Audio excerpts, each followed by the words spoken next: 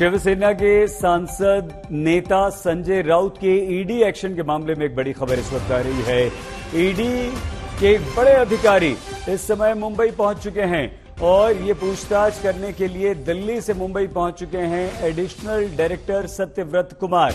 जो कि ईडी के एडिशनल डायरेक्टर हैं, वो दिल्ली से अब मुंबई पहुंच चुके हैं और सीधे मुंबई पहुंचकर वो ईडी दफ्तर पहुंचे हैं जहां पर संजय राउत से पूछताछ चल रही है। आइए सीधे दिव्येश बताइए, कोई जानकारी, कोई खबर, और अगर एडिशनल डायरेक्टर दिल्ली से पहुंचे हैं तो जो विद्या बार बार बात कह रही हैं दिव्येश कि ये पूछताछ लंबी चल सकती है, सुबह हो सकती है, क्या इसकी संभावना बढ़ गई अब?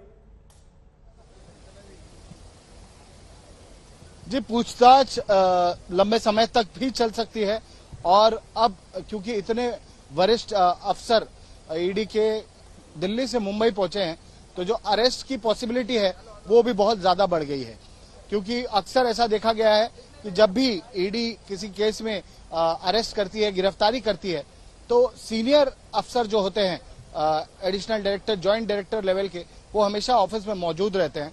और इस समय भी ऐसा ही लग रहा है कि एडिशनल डायरेक्टर जब मुंबई ऑफिस पहुंचे हैं तो ऐसा लग रहा है कि संजय राउत अब गिरफ्तारी उनकी हो सकती है। गिरफ्तारी की जो पॉसिबिलिटी है वो अब बहुत ज्यादा बढ़ गई है और पूछताछ भी लंबे समय तक चल सकती है।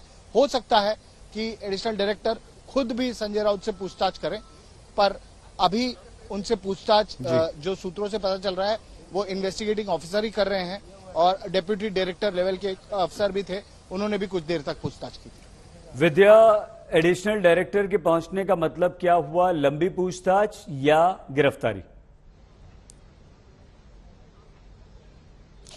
जी देखिए, जैसा कि दिवेश बता रहे थे, दोनों संभावनाएं बरकरार हैं।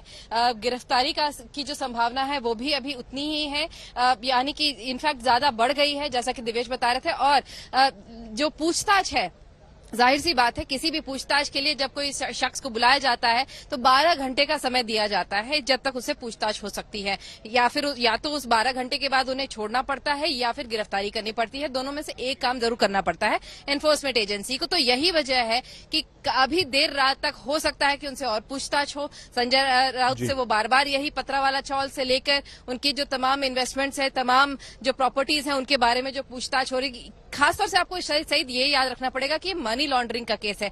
इसमें मनी लॉन्ड्रिंग, किस तरह से जो पैसे आए हैं उसको किस तरीके से उसको मनी लॉन्डर किया गया है, ये दिखाना है, ये इसकी पूछताछ चल रही है। तो यही वजह है कि कहाँ इन्वेस्टमेंट है, कहाँ किस तरह से प्रॉपर्टीज पे, ये सारी तमाम पूछताछ अब सीनियर जो अधिकारियां हैं उनके देखरेख में होगा।